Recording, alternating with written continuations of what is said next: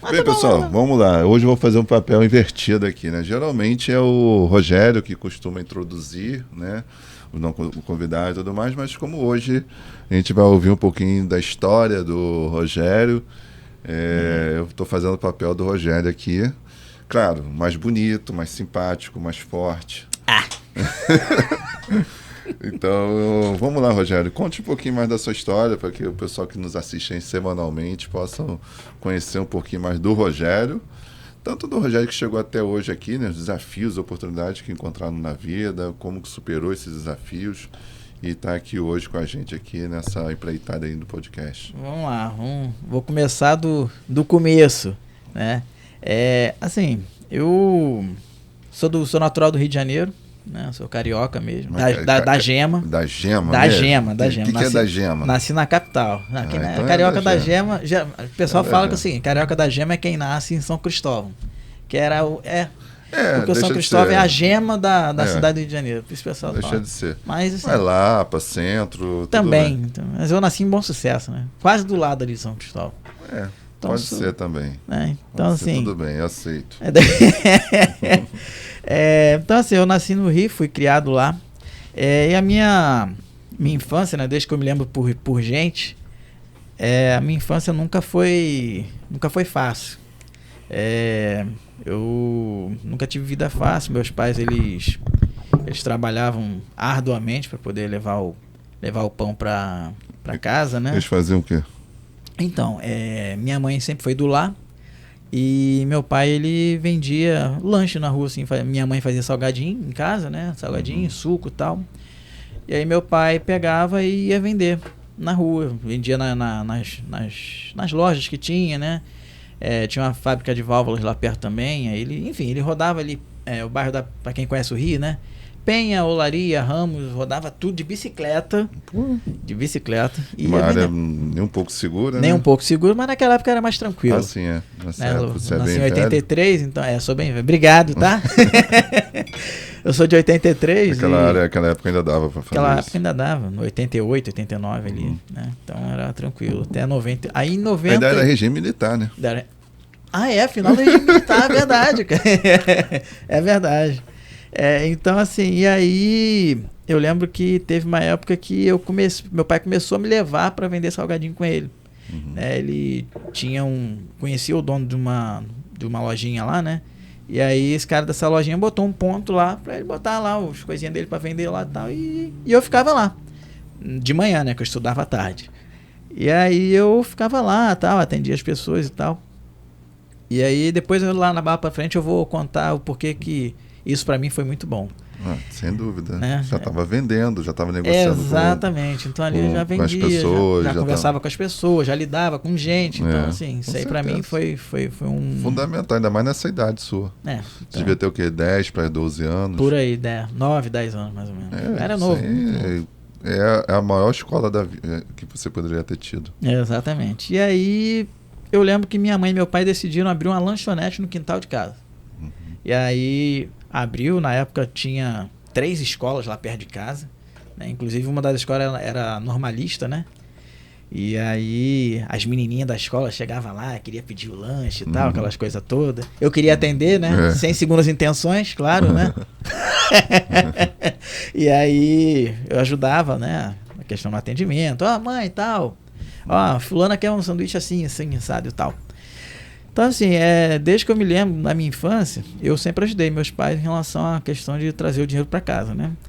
E eu sou o mais velho de mais 2 irmãos, né? Sou eu mais 2 irmãos, né? Eu sou o mais velho, tenho um irmão tá com 30 e poucos anos hoje, e tenho uma irmã de 20 e poucos. Então, sou o mais velho e nessa responsabilidade de ser o mais velho, eu tinha aquela questão, né? De dar o exemplo, né?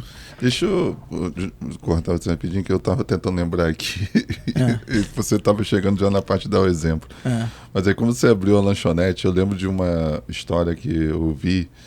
Vou ter que falar aqui pra gente descontrair um pouquinho. Lá vem as piadinhas. Você sabe por que tem o nome de joelho? O joelho? Rapaz, eu sempre chamei de italianinho, mas no Rio é joelho, realmente. Por quê? Tu chamava de quê? Italianinho. Italianinho? O queijo e presunto? De italiano, né? A gente chama de joelho. Porque o que é que mais vende nas lanchonetes? O joelho. Não. O quê? Que mais vem? Coxinha. Ah, tá, coxinha. E o que ficava abaixo da Caraca. coxinha? É por isso? É por isso. Cara, eu ia morrer sem saber dessa. Por isso, o carioca foi lá. Não é aquele negócio abaixo da coxa, abaixo da coxa, é o joelho. Caraca. Tá aqui bem que lá vem a história. É, tá vendo? a gente é cultura aqui também, vai vendo aí. Ó. Podcast você pode mais mil cultura desculpa, também. Rogério, continua contando tranquilo. aí. Você tava tendo que ser o exemplo da sua família e eu fui o exemplo de cortar alguém. Então, assim, a gente sempre aprendeu a superar obstáculos, né? A gente nunca teve vida fácil, né? A gente matava um leão por dia para poder pagar as contas dentro de casa. Mas, assim, eu, na minha infância, eu sempre gostei muito de jogar videogame. Eu era rato de videogame. E o fato de eu jogar videogame me incentivou muito na questão do intelecto, né? Raciocínio lógico. Raciocínio lógico, né? Meu pai e minha mãe nunca me deixaram ir pra rua pra ficar... Eu gostava de jogar bolinha de gude, tentava futebol de vez em quando. Uhum. Só que assim, de ficar indo pra rua, eles não me deixavam muito não, porque achava que era violento e tal. Naquela época, imagina hoje, né? Hoje eu ficaria trancafiado dentro de casa. Então, assim, a forma que meus pais tiveram de achar uma forma de me deixar dentro de casa era jogando videogame. Comprava um videogame pra mim sempre. Aí quando dava pra atualizar o videogame, comprava outro mais novinho e tal, e eu ia jogando, gostava, sempre gostei. Até hoje gosto, né? Então, assim, e aí foi passando o tempo, né? E eu sempre estudei em escola pública, desde o ensino fundamental até o ensino médio, sempre estudei em escola pública. E agora aí... eu entendi por que você tem é meio canhoto. Canhoto? Na verdade eu chuto com a direita, né? De vez em quando eu pego com a esquerda, canhoto né? É que é a esquerda. Então, assim, aí eu fiz a prova do Cefet. Foi a primeira vez que eu botei o pé no Maracanã. Ah, tá. E nunca mais fui. Pra ver jogo nunca de mais, nem eu pra ver nunca jogo? fui ver um jogo de futebol. Sério? Sério, nunca fui. Porque também teu time tem dificuldade de ganhar, né, cara? Mas vamos ver agora. Agora a gente vai vamos levar alguma coisinha, né? E agora você chegou no São Januário? São Januário No Newton Santos? No Santos? Não. Nem lá? Nem lá. E quando você foi no Maracanã, você pegou a prancheta e fez o comecei a fazer o próprio Cefet, exatamente. Você fazia também aquele tchac. Ali se eu não fizesse, eu não tava no Maracanã, não. Ali foi um... Quem é dessa época de concurso público, cara, no Maracanã, era ensurdecedor. Era. A gente pegava como se chama aquilo daí? A prancheta, né? Prancheta. O pregador então, da a prancheta, né? vem aquele pregador em cima, ficava todo... Imagina o Maracanã, naquela época o Maracanã cabia mais de 100 mil pessoas. Sim.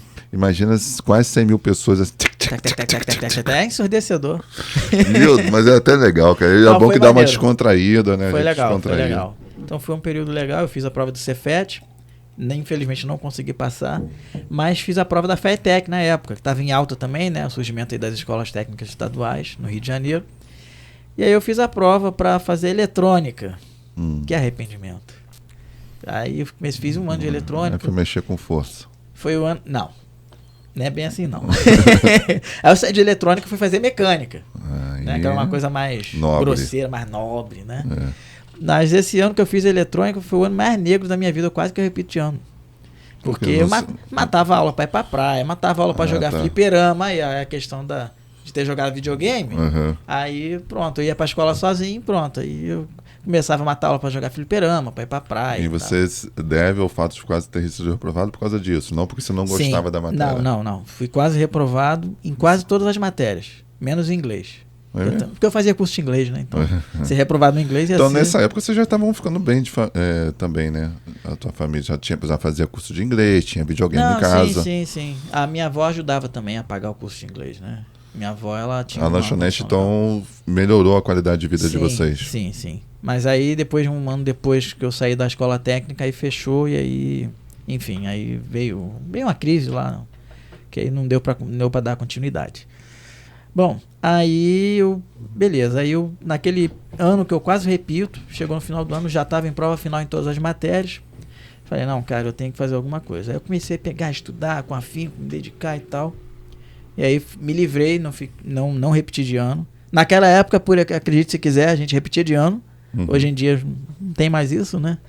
E aí eu saí da eletrônica e fui para mecânica. Aí eu estudava lá em Quintino Bocaiúva e fui estudar no Ferreira Viana, que é no Maracanã. Aí fiz... Isso é FATEC. Na FATEC, exatamente. Porque acho que a Cefet também tinha ali também, né? A Cefet tinha ali, é do lado do Ferreira Viana, que foi onde eu estudei. Cefet de um lado, eu já Ferreira joguei Viana. lá. Foi uma das melhores partidas que eu já tive. Pois é. Aí eu estudei mecânica lá. E aí eu me formei em 2001. E aí logo depois eu fui procurar estágio para poder ter no diploma, né? Que constava a formação técnica. Você se formou técnico em 2001. Me formei em 2001, mas precisava do estágio para poder pegar o diploma. Aí comecei a fazer o estágio em 2002 e aí eu adentrei o mercado de trabalho. Trabalhei numa empresa de... Nem existe mais hoje, né? Uma empresa de... que fazia equipamentos para Petrobras, vasos de pressão... Caldeiraria. Caldeiraria, pronto. É esse o termo que eu estava querendo lembrar. E aí eu entrei como estagiário na parte de planejamento, né? PCP, que chamava. E aí eu fui... Planejamento, controle da produção. Pronto, planejamento, controle da produção. E aí eu fui efetivado e fui para o setor de projetos. E ali eu gostei muito, né? Que eu fazia desenhozinho em AutoCAD e tal, aquela coisa toda ali. Eu me descobri e falei, caraca, que maneiro. Só que eu tinha um gerente, o cara me perseguia. Ele me chamava de tudo que é nome. Era de FDP pra baixo. Quando eu errava alguma coisa, eu estava começando na carreira, né? Então não dava para acertar todas, né? Quando eu errava alguma coisa, pronto, aí era o esporro, pá. E aquilo foi só me desanimando no trabalho. Eu falei, cara, eu não quero continuar aqui não. Tal. Aí eu comecei a fazer web design. Isso em início de 2003. Aí comecei a estudar web design, na época internet estava um negócio que estava em ascensão, né? Foi quase mais ou menos na época que eu também trabalhei com web design. Foi entre 2001, 2002, 2003. Então, eu comecei a fazer o curso de web design em 2003. Aí fiz HTML, Flash, Photoshop e tal, Java. Fiz essas paradas todinha aí. E PHP. Aí, exatamente. Só que hoje eu não lembro de mais nada. E aí, no final de 2003, abriu um concurso para Petrobras. Final de 2003. Abriu um foi concurso. O segundo concurso que abriu em 2002, não foi? Abriu em 2002, no final do governo FHC. Que foi o primeiro depois de muitos anos. Muito tempo sem ter foi concurso. Esse que eu fiz. Então. E eu fiz de 2003, foi o primeiro concurso que quando entrou o primeiro governo do Lula, ele abriu. Para poder voltar. Que foi o mais bem organizado, que o outro até hoje está em litígio. Sim. Eu fui um, né? Que fiquei entre os primeiros e não fui porque não era nem formado também, né? Aí não dá para exigir muita coisa. Aí mas o curioso é que um dos meus primeiros chefes, quando eu vim aqui para Macaé, ele fez o mesmo concurso e ficou mais de 60 posições atrás de mim. Caraca. Aí eu peguei, me inscrevi pro concurso, né? Na época era para técnico de projeto, canção e montagem mecânica, né? Na formação mecânica. Aí eu pensei assim, falei, cara, legal. Vou entrar na Petrobras e vou fazer a mesma coisa que eu faço aqui. Desenho, né? Fazer desenhozinho no AutoCAD e tal. Pô, legal, vou dar continuidade na Petrobras. Vou ser desenhista da Petrobras, que legal. Aí peguei, fiz a prova, passei. Eram 41 vagas, fiquei na 40. Mas tu nem fez um cursinho, nada? Nada, estudei por minha conta própria. Por conta própria. Eu sempre fui autodidata. Sempre conseguia estudar sozinho. Na verdade, eu nunca gostei muito de estudar em grupo. Eu gostava de pegar o livro, era assim, até hoje sou assim. Se eu pegar um livro e ler e começar a estudar, eu aprendo, né? E aí eu comecei a estudar, tal, fiz a prova e passei. Aí em abril de 2004, dia 4 de abril de 2004, lembro até hoje. Aí cheguei aqui em Macaé, meus pais vieram trazer, vim com a minha malinha na mão. Aí fiquei no hotel, antigo hotel em Betiba, já fechou. Aí meus pais foram embora. Era uma noite, assim, olhando, ouvi eles indo embora, assim, pela janela. Aí eu falei, caraca, agora eu tô sozinho. Porque meus pais, eles me criaram muito pra eles, né? Dentro de uma gaiolinha. Dá pra ver esse é filho de papai. Tem que ouvir essas coisas ainda, né? E aí beleza. Aí fiquei pensando ali, falei, cara, agora eu tô sozinho e tal. Mas esse foi um sentimento ruim. Porque pelo fato de eu ter sido criado muito preso, eu me vi um passarinho solto, né? Saí da gaiola, fui pro mundo. E aí, entrei na Petrobras, 5 de abril de 2004, fui assinar o contrato e tal. Aí entrei na sala da minha gerência, né? Eu trabalhei na operação de uma plataforma antiga P7. Antiga, hein? Putz. Já estamos na P80 e tal, trabalhando na P7. Né? Que naquela época já era velha. É a maior plataforma de início da década de 80. Exatamente. Final da década de 70, se bobear. E aí eu falei, pô, legal. E ela era uma sonda, né, que foi transformada. Era uma sonda que foi transformada em plataforma de produção. Uhum. E aí eu falei, legal, pô, cheguei aqui e agora vou desenhar. Coisa nenhuma. Cheguei, sentei, me botaram na cadeira, ó, vai sentar aí, você vai começar a trabalhar, você vai fazer assim, assado, tá? Vai ser operador de produção, provavelmente. Não, eu não entrei como operador, não. Eu entrei como a função que eu entrei dentro da Petrobras não permitiu operar, né? Então eu entrei como planejador na área de planejamento. Só que eu fazia planejamento de vaga em plataforma. Eu controlava o POB.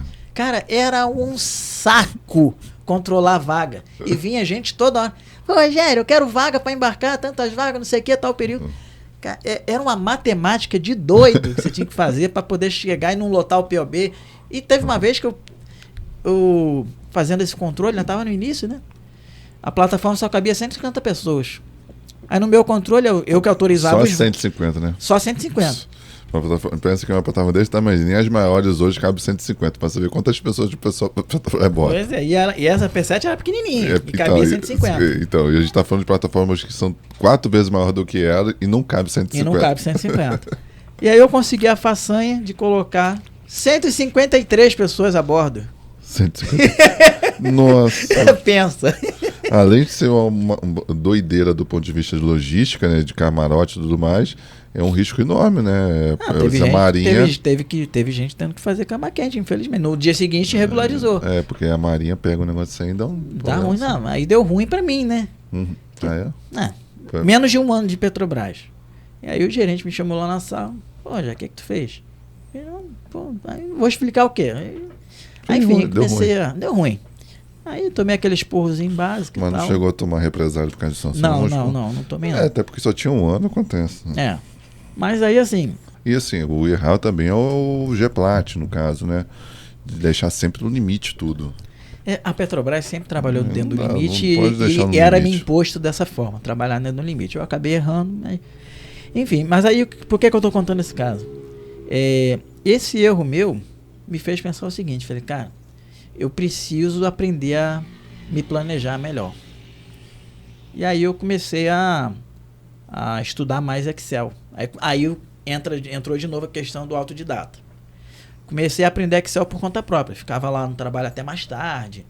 Aí ficava às vezes até 8h30, 9 horas só. Você trabalhava embarcado? Não, trabalhava em terra. E aí eu comecei a estudar Excel por conta própria. Ficava lá até mais tarde.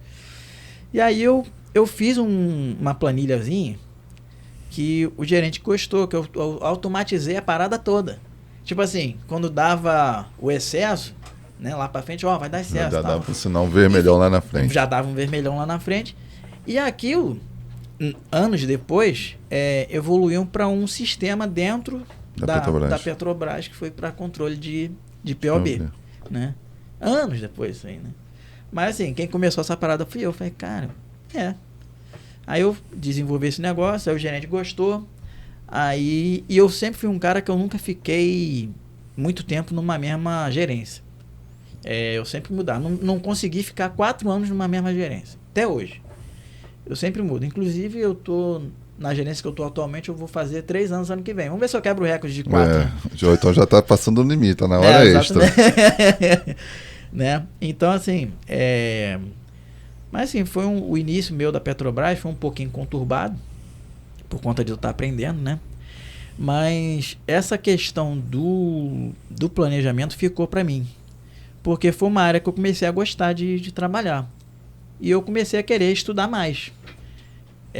Dá tempo aí ainda? Um minuto. Dá? Depois eu corto essa parte aí. Então... Você pode cortar. Tô aqui fazendo assim. Ó. Não, tranquilo. Eu não reparei. Então, assim, foi uma área que eu comecei a gostar de trabalhar e eu comecei a estudar. E aí, em 2011, me veio uma oportunidade de eu começar a aprender sobre o PMBOK, né, que é o livro de gerenciamento de projetos. Entrei em contato com o cara do PMI, aí ele me enviou o PMBOK na época, eu comecei a estudar aquilo e tal. Isso para eu poder aperfeiçoar meu trabalho dentro da Petrobras. Né? E... Foi muito natural nessa época. Muita gente que era do planejamento migrou para a gestão de projetos. Exato. E porque os primeiros Pré-Box, eles eram muito próximos disso, né? Da parte da TI, aquela parte lógica da TI, né? A primeira, a segunda e até a terceira versão era muito próximo disso. Então, para quem trabalhava no estricto senso do planejamento, aquele planejamento raiz, pegou muito fácil essa transição. E aí depois, com esses profissionais entrando e utilizando, ele foi generalizando e ficando melhor. Exatamente. Então, Vitor, assim, na minha carreira na Petrobras, como é que aí ele começa a Então eu vou embora. Não, fica aí, pô. Não, depois você vai ver depois o vídeo todo. Ele vai fazer as edições. Não, isso aí eu faço os códigos. Já fiz o teu, inclusive. Já. O dela, ela vai acabar. Eu quero ver, depois manda um link lá para Vou te mandar a prévia. Então, assim, minha carreira na Petrobras, ela começou basicamente quando eu cheguei na Petrobras, eu não fiz curso de formação. Então, quando eu cheguei, foi basicamente... Não tinha curso de formação na época? Para o meu cargo, não. Ah, tá. Então, basicamente, eu cheguei e o meu treinamento foi senta o bumbum na cadeira aí e vai trabalhar. Né? Que ótimo. É, muito bom. Isso aqui já ali no terminal? Já aqui em Betiba. Aí em Betiba, depois você foi pro terminal. Depois que eu vi. O terminal foi só em 2017. E aí eu ali... Só voltando ao contexto, que ano era isso aí? 2004. 4? Eu entrei na Petrobras em 2004. Quantos anos você tem mesmo? 20 anos de Petrobras. Não, quantos anos você tem mesmo? Eu, 40. Entrou com 20. Entrei com 20. Então, assim, quando eu comecei a carreira na Petrobras... Tô quase se aposentando já. Já, quase. Pertinho. Infelizmente. Sério, porque tem periculosidade, né? Mas não tá mais valendo para aposentadoria especial, não. Ah, o FHC fez favor de cortar. Mas vocês têm o Previdência de vocês, que tem aposenta mais privada, cedo. sim, Previdência privada. Não tem mais isso, não. Tem não? Tem não. O bom é que você é Petrozum, né? 20 anos, a gente tá falando de 2004. 2004. Petrozum cortou em 90 Não, então, você pegou a melhor Petros. A Petros 2 é pior do que a 1. Se bem que a 1 agora tá tendo problema lá, né? A Petros 2 hoje é a mais que tem melhor custo-benefício, é a 2. E a 3 é horrível. A 3 não presta. Larga então isso. Você pegou a melhor, porque era a que eu ia pegar. Eu fiz o concurso 2002 que eu fiz o concurso. Aí era uma transição entre 1 e 2. Foi a melhor que existiu. Eu peguei, foi exatamente essa transição que eu peguei. Foi em 2007, inclusive. Isso. E aí, falando em 2007, foi esse ano que eu comecei a trabalhar com gestão de projetos. Mais especificamente no SAP. E aí Módulo PS. Módulo PS, aí tá ligado. Aí ali eu comecei a fazer gestão de custos, gestão de prazos, cronograma em MS Project e tal. E aí foi uma área que eu comecei a gostar. E aí eu procurei o PMI, né? Eu tinha um conhecido Isso lá em 2007. Né? Isso em 2000 Não, aí o meu contato com o PMI foi em 2009. Né? Aí eu comecei a fazer contato para poder ver como é que eu poderia me especializar, né, dentro dessa área. Isso aqui. Aqui. Isso aqui em Macaé, mas o cara era do Rio. Aí como eu sempre estava indo pro Rio... Não, porque eu fazia muitos encontros PMI aqui na época. Ah, tá, sim. Mas tinha o Brent Bacia de Campos. Tá, mas eu geralmente ia no Rio para poder conversar com ele. Nessa Carlos época... Augusto, não me Carlos Augusto. Então. CAPM, foi o nosso primeiro CAPM. Isso aí, então. Exatamente. Aí eu fui e prestei exame para ser CAPM. Porque para ser PMP você tem que ter nível técnico, né? E aí... Para ser PMP, nível técnico não, nível superior. Exatamente. E mais a elegibilidade, mais o tempo de experiência. Exatamente. E aí, como eu não tinha isso, aí eu fiz o CAPM. Você chegou a fazer? Cheguei a fazer o exame e passei. Passou o CAPM? Passei para o CAPM. Só que o certificado CAPM só tinha validade de 5 anos, né? E aí eu Porque ele te obriga a ser PMP. Exatamente. Eu fiquei de 2012 até 2017 com essa certificação. E dentro desse tempo que eu me especializei, aumentou mais ainda o interesse em gestão de projetos. E aí eu comecei a dar cursos em parceria com o antigo Clique Macaé, eu vou falar. Aqui em Macaé, o Walter Bonifácio. Ainda tem. Ainda existe, né? O Walter Bonifácio hoje nem Macaé mais tá lá para Maricá. Mas gente muito boa. E aí eu fiz uma parceria com ele e comecei a dar esses cursos pelo Clique Macaé. E aí, poxa, foi um período assim muito legal que eu peguei gosto por lecionar, gostava muito de ensinar, gostava muito de passar a minha experiência, né, como gestor de projetos dentro da Petrobras e tal. E ali o gosto pela administração foi chegando. Qual né? era a área que você trabalhava nessa época na Petrobras, aqui em Betiba? Eu trabalhava na operação de uma plataforma. Já Na trabalhei na operação. operação de plataformas antigas, né? Já trabalhei na operação da P7, em Enxova. Não, porque se você trabalhava no desenvolvimento de campos, você pegaria uma escola fantástica. Ah, sim, sim. Não, Porque mas não era o tinha meu o caso. não. Prodep, a Petrobras tem um Prodep, né? Sim. Que é a alma do Prodep é o FEL, Front-End Loading, que divide o projeto em fases. E ali você aprende muito, muito isso aí. Sim. Mas os projetos que eu pegava eram projetos Já estava de... na execução. Sim. Aí você poderia pegar projetos de melhoria ali a bordo, projeto de parada de produção, projeto de uma troca de uma turbina. Sim. Não foi esse tipo de projeto que a gente pegava. Na verdade, até troca de equipamento assim eu Sim. cheguei a pegar. Mas, enfim. Aí veio o advento da Lava Jato, 2014. Aí onde eu O ministrava lá japonês o... passou na sua casa? Não, não passou não. Tá fora, deixa já pra lá, quieto. Aí veio a Lava Jato e aí, por conta da Lava Jato, Macaé acabou, assim, decaindo totalmente em relação à questão econômica e o Clique Macaé ficou mal das pernas. Sim. Né? E aí eu acabei vendo a minha parceria ali se findando por questões financeiras, né? E aí eu acabei mudando um pouquinho de área, né? Eu saí da parte de gestão de projetos e fui para a parte de manutenção. E aí eu comecei a trabalhar ali com manutenção de plataformas, parte de topside, né? E aí eu virei supervisor, né? Aí comecei a ter uma equipe ali comigo ali para poder atuar como... fazendo aquela parte de gestão de manutenção das unidades, né? Parte de caldeiraria, pintura, né? Enfim. E aí em 2016 eu tive a oportunidade de voltar a embarcar. Quando eu entrei na Petrobras, eu fazia uns embarques eventuais, mais embarcava do que ficava em terra, né? E aí em 2016 eu tive a oportunidade de voltar a embarcar. E aí eu fiquei um tempinho embarcado, tempinho não, bem pouco tempo, fiquei coisa de 1 ano e pouquinho.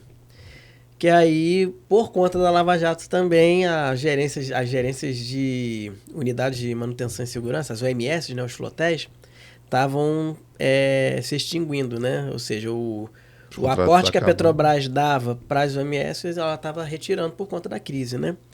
E aí a gerência se findou. Aí me fizeram um convite para eu trabalhar em Cabiúnas como operador. Aí eu me vi indo para o chão de fábrica, né? E aí em 2017 eu fui para Cabiúnas para trabalhar numa outra parte da Petrobras, que é a parte de operação de fato, né? Eu abria a válvula, fechava a válvula, coletava óleo lá nas capelas lá de medição para poder levar para o laboratório.